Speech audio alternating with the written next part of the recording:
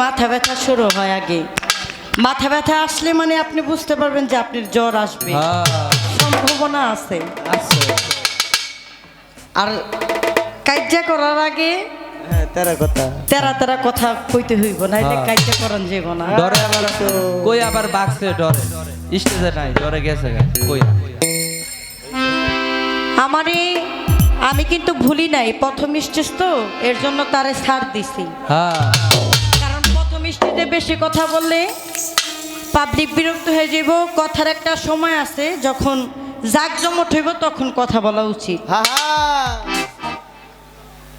আমার পাশের শিল্পী নায়িকা এবং গায়িকা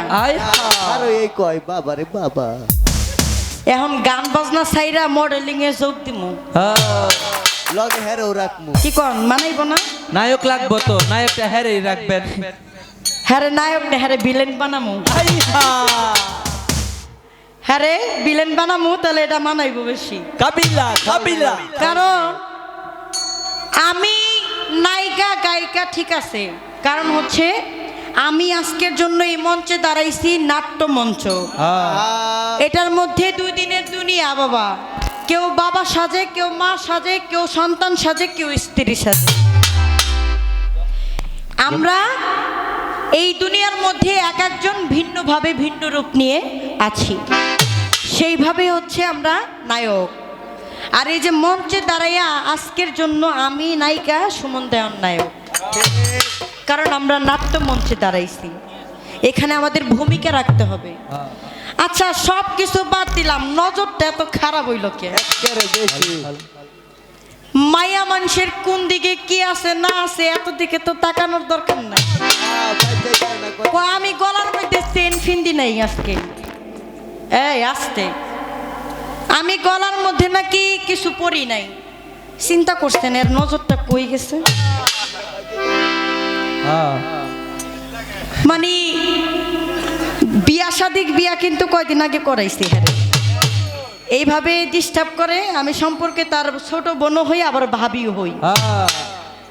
এই জন্য তারা কয়দিন আগে বিয়া করানো হয়েছে। গলার মধ্যে কি আছে না আছে ভাই কই, কারণ পালা দেন নাই। পালা দিলে একটা কথা বলা যায়, পালা দেন নাই। একটু কথা রং ঢং না করলে পাবলিক মজা ভাবে, শুধু গান আর গান, পরে ঘুম চলে আসবে। এখন এর জন্য আপনারা বলি, ভাই সুমন দেওয়ান, আমার গলায় কিছু নাই, আপনার যত মায়া লাগছে তাহলে আমার একটু কিছু কিনা দিয়েন। আর নাহলে আপনার হাতের মধ্যে দেখলাম স্বর্ণের একটা আংটি আছে, আপনার গলার মধ্যে একটা চেন আছে। যদি মায়া লাগে, দয়া লাগে, তাহলে ভাবিরে বইনেরে এই চেনটা দিয়া যায়। যেহেতু গলাটা খালি খালি, আপনি মায়া করে একটু দিয়েন, ভালো লাগবে। আপনার জন্য দোয়া রইল। অনেক সুন্দর, একের পর 3টা গান করলেন, ভালো লাগলো। আমরা কথার শিল্পী, আমরা পালা গান করে থাকি। হয়তো কিছু মঞ্চে পালা দেয় না, গানের পিছনে গান দেয়, সেটা আরো কষ্ট বেশি বাবা। মনে করে গানের পিছনে গান দিলে সুমন দেওয়ান একটা গাইবে, নূর কাজল একটা গাইবে, কিন্তু এটা যে কতটা কষ্ট। একটা শিল্পীর তার পিছনে গান রাখবে, এই গানটা তার জানা রাখতে হয়। হঠাৎ করে কোনো কিছুই মাথায় আসে না, ভাইবা চিন্তা।